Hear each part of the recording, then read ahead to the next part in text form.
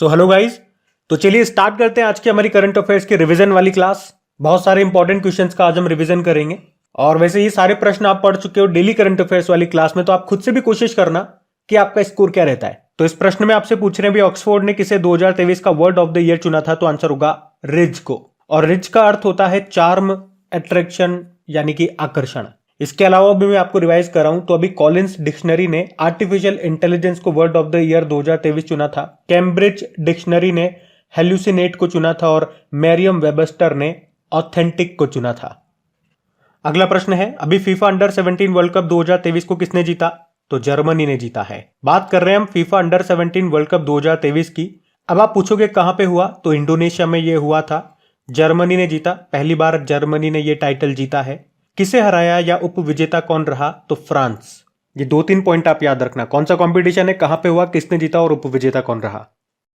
फिर बताओ, अभी 82वां भारतीय सड़क कांग्रेस का आयोजन ये कहां पे किया गया, तो आंसर होगा गांधीनगर में। तो भारतीय सड़क कांग्रेस, इसका ये इस बार 82 नंबर का एडिशन था जो कि हुआ गुजरात के गांधीनगर में।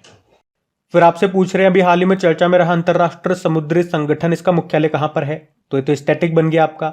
तो आंसर होगा लंदन में। इंटरनेशनल मैरीटाइम ऑर्गेनाइजेशन का हेडक्वार्टर है लंदन, यूके में। अब ये चर्चा में क्यों था, क्योंकि भारत को अंतरराष्ट्रीय समुद्री संगठन की परिषद में 2 सालों के लिए 2024 और 2025 के लिए फिर से चुन लिया गया है। भारत श्रेणी बी में पुनः निर्वाचित हुआ है, यह आप ध्यान रखना, इसीलिए ये चर्चा में रहा। वैसे अगर पूछे ना आपसे वर्ल्ड ओशियन डे कब मनाया जाता है, विश्व महासागर दिवस, तो आंसर होगा 8 जून को।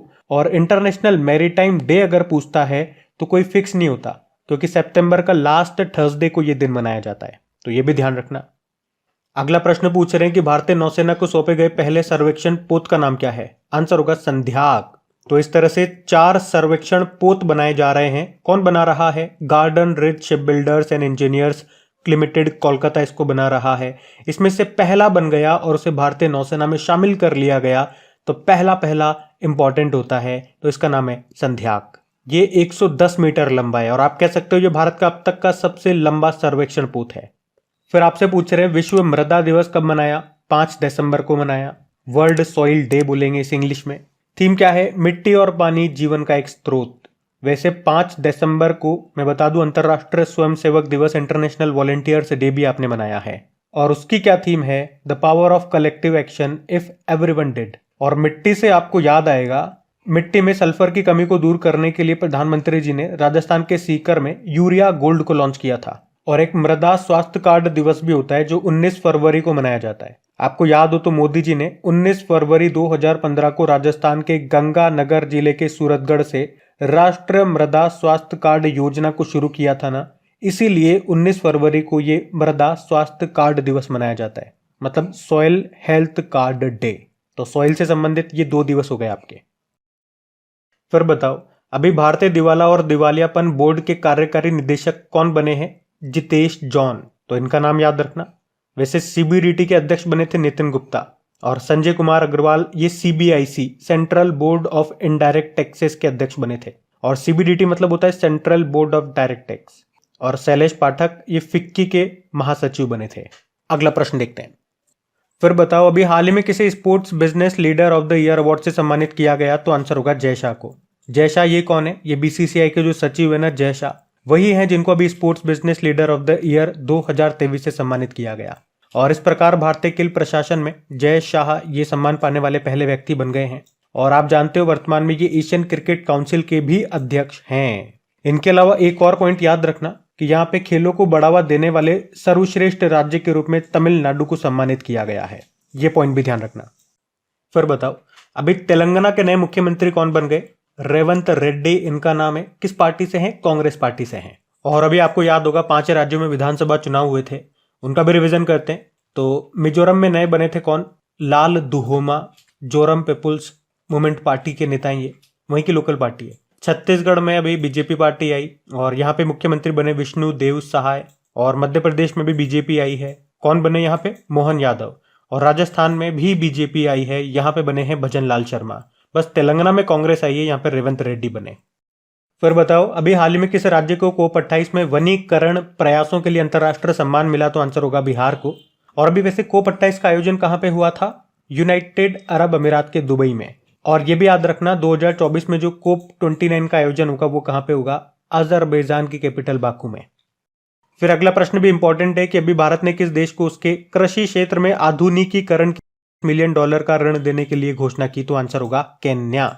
एक्चुअली में अभी आपको याद हो तो केन्या के प्रेसिडेंट हैं विलियम रूटो, ये भारत की 3 दिनों की यात्रा पर आए हुए थे और यहीं पे भारत और केन्या के बीच में 5 समझौतों पर हस्ताक्षर हुए हैं। उसमें से एक ये है कि हम केन्या को लोन देंगे $1 मिलियन का। किस लिए? कृषि क्षेत्र में मॉडर्नाइजेशन, आधुनिकीकरण करने के लिए। अब केन्या की याद रखना स्टैटिक, इसकी कैपिटल होती है नैरोबी, जहां पे यूनाइटेड नेशन एनवायरमेंट प्रोग्राम का हेडक्वार्टर है। करेंसी है केनियन शिलिंग और प्रेसिडेंट हो गए विलियम रूटो। फिर अगला प्रश्न है, अभी हाल ही में सियाचिन में तैनात होने वाली पहली महिला मेडिकल ऑफिसर कौन बनी? तो आंसर होगा गीतिका कौल। सियाचिन आपको याद है, सियाचिन ग्लेशियर ये दुनिया में सबसे अधिक ऊंचाई वाले युद्ध स्थल के रूप में जाना जाता है और यहीं पे तैनात होने वाली पहली महिला मेडिकल ऑफिसर बन गई है कौन?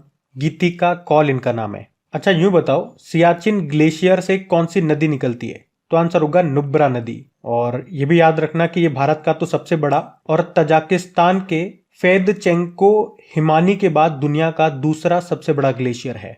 ये स्टैटिक भी मैंने आपको बता दिया। अगला प्रश्न क्या है, national crime record bureau report 2022 के अनुसार महिलाओं के खिलाफ होने वाले अपराध के मामलों में टॉप पर कौन है? तो आंसर होगा दिल्ली है। वहीं अगर राज्यों की बात करोगे तो उत्तर प्रदेश टॉप पर है। यहां हम बात कर रहे हैं किसकी? महिलाओं के खिलाफ होने वाले आपराधिक मामलों की। तो शहरों में तो दिल्ली बताया, राज्यों में उत्तर प्रदेश टॉप पे बताया। किसने बताया? नेशनल क्राइम रिकॉर्ड ब्यूरो ने। और अगर आपसे पूछा जाए कि बाल शोषण यानी कि पॉक्सो के सर्वाधिक मामले कहां पर आए इस रिपोर्ट के अनुसार, तो आंसर होगा महाराष्ट्र में। यह भी 2022 का इन्होंने डेटा जारी किया था, वो बता रहा हूं मैं आपको। फिर बताओ, ये भी बड़ा अच्छा प्रश्न है कि किसे वैश्विक शिक्षक पुरस्कार 2023 से सम्मानित किया गया? तो आंसर होगा सिस्टर जेफ को। ये एग्जाम में छपने वाला प्रश्न है भैया। तो यहां हम बात कर रहे हैं 2023 के लिए ग्लोबल टीचर अवार्ड की, जो मिला है सिस्टर जेफ को। ये किस देश की है? तो ये पाकिस्तान की है। और इस तरह से आप कह सकते हो ये 8वीं शिक्षक बन गई हैं ये सम्मान पाने वाली। और वैसे जब इसमें लास्ट 10 लोगों को चुना गया था फाइनलिस्ट में, तो उसमें एक भारतीय भी थे, दीपक नारायण नायक उनका नाम है, वो पश्चिम बंगाल से थे।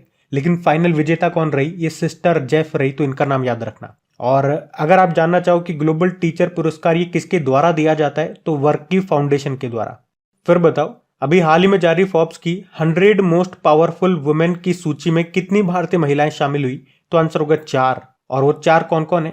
तो एक तो हमारी जो वित्त मंत्री है निर्मला सीतारमण, वो इस लिस्ट में 32 नंबर पर है।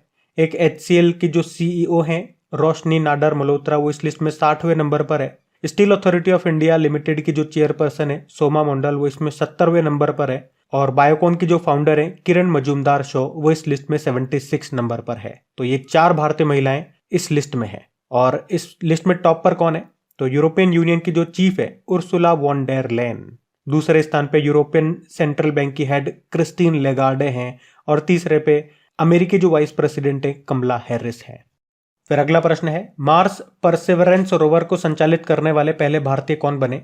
तो आंसर होगा डॉक्टर अक्षता कृष्णमूर्ति। तो मार्स परसेवरेंस रोवर ये मंगल ग्रह से चीजें इकट्ठे करने के मिशन पर है, ताकि जिससे हमें लाल ग्रह यानी कि मंगल ग्रह के बारे में और अधिक समझने में और अधिक जानने में मदद मिल सके।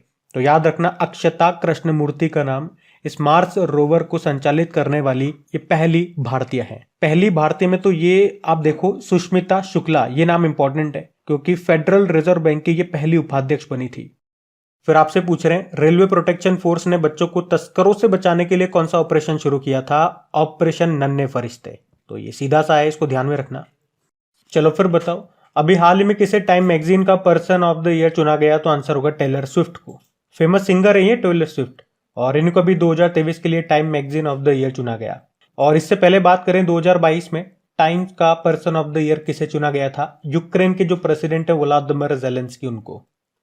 अगला प्रश्न है, मिजोरम के नए मुख्यमंत्री कौन बने? हमने पढ़ लिया, लाल दुहोमा बने हैं। ये किस पार्टी से हैं? वहीं की एक लोकल पार्टी है JPM पार्टी, मतलब Zoram people's movement party. Mizoram के स्टैटिक की बात करें तो कैपिटल आइजॉल है और मुख्यमंत्री ये हो गए लाल दुहोमा। गवर्नर है हरुबाबू कंबम्पति। और आपको याद आएगा, वैसे तो डेली करंट अफेयर्स की क्लास में भी पढ़ा है, लेकिन अभी रिवीजन वाली क्लास में भी हमने ये प्रश्न लिया था कि मिजोरम के जो गवर्नर हैं हरि बाबू कंबमपति, इन्होंने भारत की पहली महिला एड दे कैंप के रूप में अभी किसे नियुक्त किया था? मनीषा पाड़ी को, तो वो भी याद रखना। अगला प्रश्न है, अभी नेशनल क्राइम रिकॉर्ड ब्यूरो के अनुसार भारत का सबसे सुरक्षित शहर कौन सा बताया गया? तो कोलकाता को सबसे सुरक्षित बताया इन्होंने, दूसरे स्थान पे चेन्नई और तीसरे पे कोयम्बटूर बताया। और अभी महिलाओं के आपराधिक मामलों में जो रिपोर्ट जारी की थी इन्होंने, उसमें सबसे खराब स्थिति किस शहर की बताई थी? तो दिल्ली की, राज्यों में उत्तर प्रदेश की बताई थी। और अब सबसे सुरक्षित शहर बता रहे हैं कोलकाता को, ये ध्यान रखना। फिर बताओ, बुक है ये जेबा एन एक्सीडेंटल सुपर हीरो, इस बुक को किसने लिखा? हुमा कुरैशी ने लिखा है। वैसे भी ट्विंकल खन्ना, इनकी भी बुक आई थी वेलकम टू पैराडाइज नाम से। और विवेक अग्निहोत्री, इन्होंने भी बुक लिखी है my dance with Buddha for success नाम से। प्रियंका चोपड़ा की बुक है ये अनफिनिश्ड अ मेमोयर, ये भी याद रखना। ये बड़ा इंपॉर्टेंट प्रश्न आ गया कि यूनेस्को की अमूर्त सांस्कृतिक विरासत सूची में शामिल किसे किया गया? इंग्लिश में बोलोगे तो इंटेंजिबल कल्चरल हेरिटेज लिस्ट में। तो आंसर होगा गरबा नृत्य को। गरबा नृत्य आप जानते हो, ये गुजरात का है और अभी इसी को यूनेस्को ने अपनी सांस्कृतिक विरासत सूची में शामिल किया है, यानी कि इंटेंजिबल कल्चरल हेरिटेज लिस्ट में। और आप इस तरह से कह सकते हो कि ये जो गरबा नृत्य है, ये यूनेस्को की सांस्कृतिक विरासत का दर्जा पाने वाला भारत की 15वीं विरासत है। मतलब इस लिस्ट में भारत के 15 इंटेंजिबल साइट्स यानी कि अमूर्त धरोहर शामिल हो चुके हैं। ये 15वें नंबर की है। इससे पहले 14वें नंबर की थी पश्चिम बंगाल की दुर्गा पूजा, जिसे 2021 में शामिल किया गया था। और अमूर्त धरोहरें क्या होती है, मैंने आपको कई बार बताया, वो जिन्हें आप छू नहीं सकते हो। जैसे कि दुर्गा पूजा हो गया, जो कि एक पूजा है, मेले हो गए, त्योहार हो गए, नृत्य हो गया, तो ये सब इसी के अंदर आते हैं। याद रखना, ये अच्छा प्रश्न है। और यूनेस्को का हेडक्वार्टर तो आप जानते ही हो, पेरिस फ्रांस में है। स्थापना होती है 1945 में। फिर बताओ, अभी दिसंबर 2023 में भारत में पहली बार पुरुष क्लब वॉलीबॉल विश्व चैंपियनशिप 2023 का आयोजन कहां पे किया गया? तो आंसर होगा बंगलुरु में। यहां पे हम बात कर रहे हैं men's volleyball club world championship 2023 की, जो कहां पे हुआ? भारत में हुआ। पहली बार ये भारत में हुआ है, इसलिए प्रश्न मैं आपको करा रहा हूं। भारत में भी कहा? बंगलुरु में। बंगलुरु में जो कोरामंगला इंडोर स्टेडियम है वहां पे। इस बार ये इसका 18वां संस्करण था और इस चैंपियनशिप में भाग लेने वाली पहली भारतीय टीम बनी थी अहमदाबाद डिफेंडर्स। टोटल विश्व की 6 टीमों ने इसमें हिस्सा लिया था। वैसे विजेता भी आ चुके हैं, लेकिन विजेता हम नहीं है, कोई और विदेशी टीम है, तो हमारे लिए वो इतना इंपॉर्टेंट नहीं है। लेकिन हमारे लिए इतना इंपॉर्टेंट होगा अगर यहाँ से प्रश्न बना तो ये कहाँ पे हुआ था, क्योंकि भारत में पहली बार हुआ ये। तो जो आपके एग्जाम पॉइंट ऑफ व्यू से इंपॉर्टेंट है वही मैं आपको रिवाइज करा रहा हूँ। अगला प्रश्न देखते हैं। अगला प्रश्न है, अभी जूनियर विश्व मुक्केबाजी चैंपियनशिप 2023 में भारत ने टोटल कितने मेडल जीते? 17 मेडल जीते हैं। यहां हम बात कर रहे हैं जूनियर वर्ल्ड बॉक्सिंग चैंपियनशिप 2023 की। ये हुआ था कहां पे? आर्मेनिया के येरेवन में। भारत ने इसमें टोटल 17 मेडल जीते थे, जिसमें से 3 गोल्ड थे, 9 सिल्वर थे और 5 ब्रॉन्ज मेडल थे। और ये 3 गोल्ड किन किन ने जीते? पायल ने जीते हैं 48 किलोग्राम कैटेगरी में, निशा ने 52 किलोग्राम कैटेगरी में और आकांक्षा ने 70 किलोग्राम कैटेगरी में। तो ये भी ध्यान रखना। अगला प्रश्न देखते हैं। तो इसमें आपसे पूछ रहे हैं भी किस भारतीय मूल के व्यक्ति को बीबीसी ब्रिटिश ब्रॉडकास्टिंग कॉर्पोरेशन का अध्यक्ष नियुक्त किया गया? तो आंसर होगा समीर शाह को। और ये किनका स्थान लेंगे? रिचर्ड शार्प का। बीबीसी ये यूके की सरकारी ब्रॉडकास्टिंग कंपनी है, जिसकी स्थापना होती है 1922 में और हेडक्वार्टर है लंदन में। तो समीर शाह का नाम याद रखना। बाकी अजय बंगा तो आप जानते हो, भारतीय मूल के हैं ये और अभी वर्ल्ड बैंक के हेड बने। वैसे रघु श्रीनिवासन नाम भी इंपॉर्टेंट है, क्योंकि बॉर्डर रोड ऑर्गेनाइजेशन के नए चीफ बने हैं। और अरिंदम बागची की बात करें तो जेनेवा में संयुक्त राष्ट्र और अन्य अंतरराष्ट्रीय संगठनों में भारत के परमानेंट रिप्रेजेंटेटिव ये बने थे। फिर आपसे पूछ रहे हैं भी किसने artificial intelligence neural network Gemini AI को लॉन्च किया? तो आंसर होगा गूगल ने। और बार्ड को भी गूगल ने ही लॉन्च किया था। और पूछे कि चैट जीपीटी को किसने लॉन्च किया था? ओपन एआई ने। और गीगा चैट को किसने लॉन्च किया था? इसका उत्तर आप लोग देंगे। हम अगला प्रश्न देखते हैं। फिर बताओ, अभी अंतरराष्ट्रीय नागरिक उड्डयन दिवस ये कब मनाया गया? तो आंसर होगा 7 दिसंबर को। हर साल 7 दिसंबर को मनाते हैं इंटरनेशनल सिविल एविएशन डे के रूप में। और इस बार की थीम है वैश्विक विमानन विकास के लिए उन्नत नवाचार। और 7 दिसंबर को क्यों मनाते हैं? क्योंकि 7 दिसंबर 1944 को अंतरराष्ट्रीय नागरिक उड्डयन संगठन की स्थापना होती है, जिसका मुख्यालय आपको मिलेगा मॉन्ट्रियल कनाडा में। और वैसे 7 दिसंबर को सशस्त्र सेना झंडा दिवस आर्म्ड फोर्स फ्लैग डे के रूप में भी मनाया जाता है। और एक करंट अफेयर्स का प्रश्न और बनेगा कि भारत किस वर्ष से अंतर्राष्ट्रीय नागरिक उड्डयन संगठन के जलवायु कार्रवाई में शामिल होगा, तो आंसर होगा 2027 से। फिर बताओ अभी टाइम मैगजीन ने किसे एथलीट ऑफ द ईयर चुना, तो आंसर होगा लियोनेल मेसी को। तो अर्जेंटीना के फुटबॉलर हैं लियोनेल मेसी, जिनको 2023 के लिए अभी टाइम मैगजीन ने एथलीट ऑफ द ईयर चुना है। और आप कह सकते हो लियोनेल मेसी ये सम्मान पाने वाले पहले फुटबॉलर बन गए हैं। अर्जेंटीना के फुटबॉल प्लेयर हैं ये। अभी याद होगा इनको बैलन डी'ओर पुरस्कार भी मिला था। और अभी फीफा मेंस वर्ल्ड कप 2022 का जो 22वां संस्करण हुआ था कतर में, जिसका शुभंकर मैस्कॉट है लाइव, उसमें अर्जेंटीना ही विजेता रहा था, फ्रांस को हराया था। अर्जेंटीना के जो कप्तान हैं वो लियोनेल मेसी ही थे, जिन्हें गोल्डन बॉल अवार्ड मिला था। और अभी लियोनेल मेसी ने Laureus world sportsman of the year 2023 और team of the year award 2023 भी जीता था, तो इनका नाम याद रखना। और अभी हमने पढ़ा कि टाइम मैगजीन ने अभी 2023 के लिए पर्सन ऑफ द ईयर किसे चुना, तो फिर आंसर करना टेलर स्विफ्ट। इंपॉर्टेंट क्वेश्चन है ये। फिर आपसे पूछ रहे हैं मैक्स लाइफ इंश्योरेंस के अध्यक्ष कौन बने, राजीव आनंद बन गए। बाकी अभी हितेश कुमार एस मकवाना भारत के महासर्वेक्षक सर्वेयर जनरल ऑफ इंडिया बने थे। हीरालाल सामरिया ये मुख्य सूचना आयुक्त चीफ इंफॉर्मेशन कमिश्नर बने। तो अमोल मजूमदार ये महिला क्रिकेट टीम के मुख्य कोच बने थे। फिर आपसे पूछ रहे अभी नए भारत का समावेद नाम की जो बुक है, इसका अभी अनावरण किया, लॉन्च किया किसने, रामनाथ कोविंद ने। पूर्व राष्ट्रपति हैं रामनाथ कोविंद, और अभी इन्होंने नई दिल्ली में ये नए भारत का समावेद नाम की बुक को अभी लॉन्च किया है। ये जो बुक है इसमें भारतीय संविधान पर प्रधानमंत्री नरेंद्र मोदी के भाषणों का कलेक्शन है। वैसे याद हो तो अभी मोदी जी के जीवन पर एक बुक आई थी जिसका नाम है कर्मोदय ग्रंथ।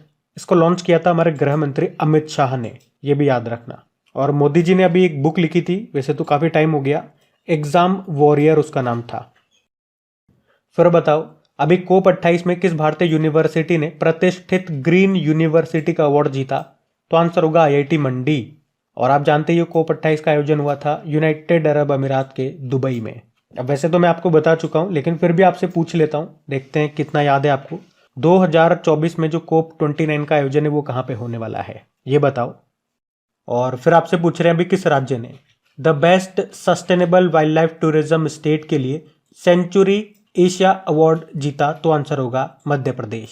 सिंपल सा है, वन लाइन में इसको याद रखना है आपको।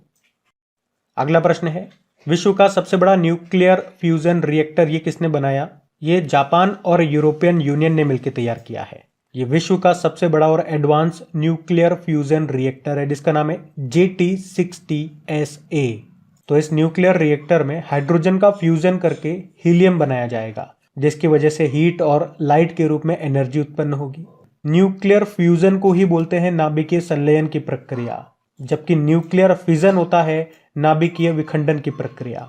और अगर आपसे कभी पूछ ले कि बताओ जो न्यूक्लियर प्लांट्स होते हैं उसमें कौन सी प्रक्रिया यूज करके हम एनर्जी को उत्पन्न करते हैं या इलेक्ट्रिसिटी हम बनाते हैं, तो न्यूक्लियर फिजन आंसर होगा, नाभिकीय विखंडन की प्रक्रिया। ये भी थोड़ा सा ध्यान में रखना। फिर आपसे पूछ रहे हैं अभी किसे अति विशिष्ट रेल सेवा पुरस्कार से सम्मानित किया गया, तो आंसर होगा प्रशस्ति श्रीवास्तव को। तो भारतीय रेलवे यातायात सेवा अधिकारी हैं प्रशस्ति श्रीवास्तव, जिन्हें मालगाड़ी परिचालन में नवाचार यानी कि इनोवेशन के लिए ये अति विशिष्ट रेल सेवा पुरस्कार मिला है। और ये जो अति विशिष्ट रेल सेवा पुरस्कार है ये भारतीय रेलवे का सर्वोच्च पुरस्कार है, इसीलिए ये प्रश्न मैं आपको करा रहा हूँ। अच्छा, ये स्वाति नायक नाम आपने सुना होगा, 2023 के लिए Norman E Borlaug field award इनको मिला था। फिर आपसे पूछ रहे अभी 35वें जिम्मी जॉर्ज फाउंडेशन अवार्ड से किसे सम्मानित किया गया, मुरली श्रीशंकर को। तो लॉन्ग जंपर है मुरली श्रीशंकर, और इनको केरल के सर्वश्रेष्ठ खिलाड़ी के रूप में प्रतिष्ठित 35वें जिम्मी जॉर्ज फाउंडेशन अवार्ड से सम्मानित किया गया। तो ये पुरस्कार केरल के खेल समुदाय में एक विशिष्ट सम्मान है, इसमें पुरस्कार के रूप में 1 लाख रुपए मिलते हैं। और स्टैटिक बन सकता है कि मुरली श्रीशंकर का संबंध किससे है, तो लॉन्ग जंपिंग से है, लॉन्ग जंपर है ये, लंबी कूद।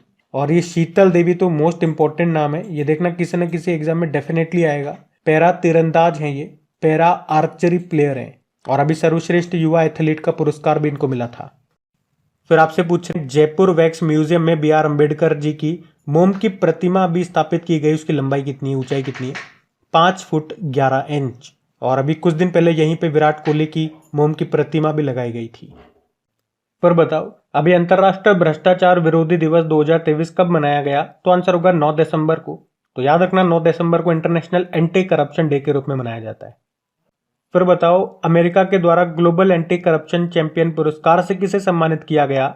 निखिल डे को। तो याद रखना, अभी अमेरिकी विदेश मंत्रालय के द्वारा निखिल डे को अंतरराष्ट्रीय भ्रष्टाचार विरोधी चैंपियन पुरस्कार से सम्मानित किया गया। वैसे तो ये पुरस्कार 11 लोगों को मिला है, लेकिन उनमें से ये भारतीय हैं, तो हमारे लिए इन्हीं का नाम इंपॉर्टेंट है। निखिल डे इनका नाम है। और निखिल डे ये भारत में किस राज्य से हैं? तो राजस्थान से हैं। वे भारत में मजदूर किसान शक्ति संगठन के सह संस्थापक भी हैं, तो इनका नाम याद रखना। वैसे पेरुमल मुरुगन की बात करें तो साहित्य में अभी 2023 का जेसीबी पुरस्कार इन्होंने जीता था उनके उपन्यास फायर बर्ड के लिए। और ललिता नटराजन की बात करें तो 2023 का इकबाल मसीह पुरस्कार इन्होंने जीता था। फिर बताओ, अभी हाल ही में जारी एस्पिरेशनल ब्लॉक प्रोग्राम की पहली डेल्टा रैंकिंग में कौन सा ब्लॉक टॉप पे रहा? तो आंसर होगा तरियानी। तो नीति आयोग ने अभी एस्पिरेशनल ब्लॉक प्रोग्राम की पहली डेल्टा रैंकिंग जारी की है, जिसमें तेलंगाना के आसिफाबाद जिले का तरियानी ब्लॉक ये पहले स्थान पर रहा।